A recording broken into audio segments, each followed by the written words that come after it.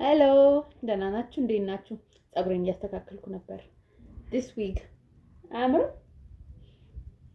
በጣም ሲራዝም አልወድም። እንደዚህ አጭር ሆኖ የሆነ ናቹራል ነክ ነገር ሲሆን ደስ ይለኛል። ኤኒዌይስ የሆነ ነገር ማውራት ፈለግኩኝና መጣሁላችሁ። ትላንት ቲክቶክ ምናምን እያየሁ ነበርና የባለፈው እያማጠች ፖስት ያደረገችው ቲክቶክ አልነበረች? እኔ ሳላውቃትም ነበረ። በዛ ነው ያወቅኳት እና እናቷ አረፉ እያሉ ነበር እና እንዴ ምንድን ነው ምናምን ብዬ ነገሮችን ማየት ጀመርኩኝ። ምክንያቱም አላውቃትም፣ ፎሎም አላረጋትም፣ አቻትም አላውቅም ስለነበር ማለት ነው። እና እናትየው በጣም ስራ በዝቶባቸው ነው፣ በስራ ጫና ምክንያት ነው። እዛም ኬተሪንግ ምግብ አገልግሎት ምናምን ይሰጡ ነበር እና እዛም ደግሞ ልጆቹን ቴኬር ማድረግም ደግሞ አለ አይደለ፣ አያቶችን እንደዛ እንትን እንላቸው የለ ያው በእኛ ቦታ ሆኖ ብዙ ነገር ከበር ያደርጉልናል አይደለ። ያ አንዳንዶቻችን ግን በጣም ይበዛና ማለት ነው በቃ የኛን ኃላፊነት እስከሚሸፈን ድረስ ይሆናል ማለት የኛ የወለድናቸው እነሱን ተማምነን ነው እንዴ እስከሚያስፈል ድረስ ማለት ነው። ምክንያቱም አንዳንዴ አያቶች ያው ያስፈልጋሉ፣ የሆነ ከበር የሚያደርጉት ነገር ይኖራል፣ ግን ተቀዳሚ ወላጅ ግን አይደሉም። ምክንያቱም እነሱ የራሳቸውን አሳይመንት ሰርተው ጨርሰዋል።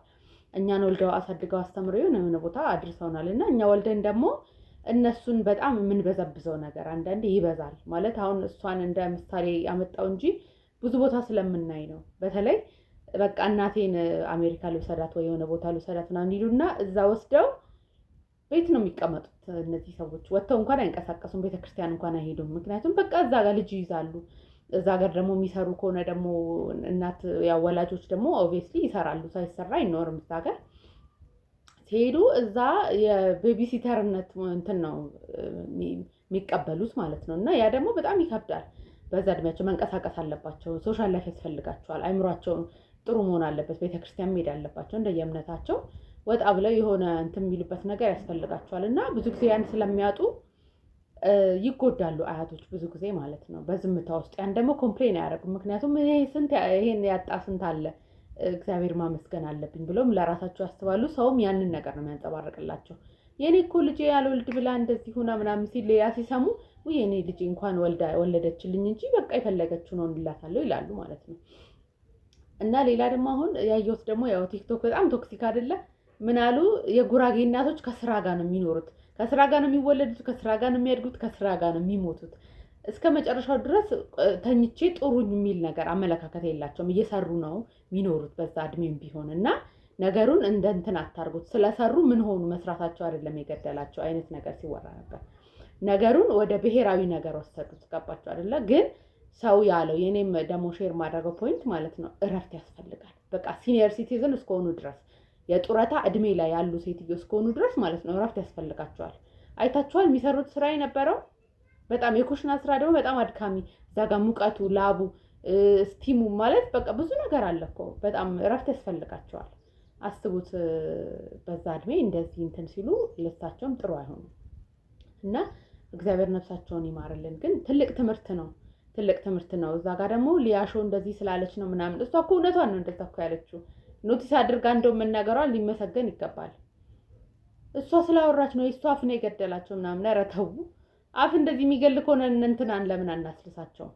ነገሌን ህይወታችንን ሲኦል ያደረጉብን ሰዎች ለምን አናስልሳቸው? የሚሞቱ ከሆነ በዛ ማለት ነው። በጣም ኋላ ቀርነት አለብን አንዳንዴ። እና ሰው እንደዚህ እንትን ስላለ በቡዳ በላቻቸው አፍ ውስጥ ከተተቻቸው ምናምን እሱ ማይሆን ነገር ነው የሚወራው። ግን እውነትም አያቶች እረፍት ያስፈልጋቸዋል። እንደ ቅንጦት ዕቃ ናቸው አያቶች እንጂ ይሄ እንትን የክት ልብስ ናቸው በቃ ነው እንጂ ሁልጊዜ እዛ ጋር ወላጅ ከበር ማድረግ ያለበትን ነገር መውተርተር ምናምን ጤናቸውም አይፈቅድም። እነሱም እንደዛም ሊሆኑም አይደለም የተፈጠሩት። ምክንያቱም እነሱ ማድረግ ያለባቸውን ነገር አድርገዋል።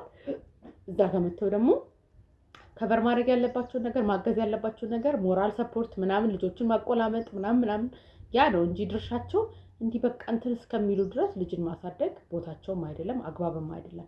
እናቶችም እናቴን ተማምኜ ወልዳለሁ ምናምን አትበሉ። ብዙ ሰው አሁን እኔን እንደዚህ ይለኛል፣ እናትሽ እስካለች ድረስ እናትሽ ደህና ስለሆነች ለምን ቶሎ አትወልጂ ምናምን ነገር ይሉኛል። እና ሞት ምንድነው የምታወሩት እንዴ? እኔ እሷን ተማምኜ ነው እንዴ የምወልደው? እሷስ የእኔን ልጆች የማሳደግ ግዴታ አለባት እንዴ?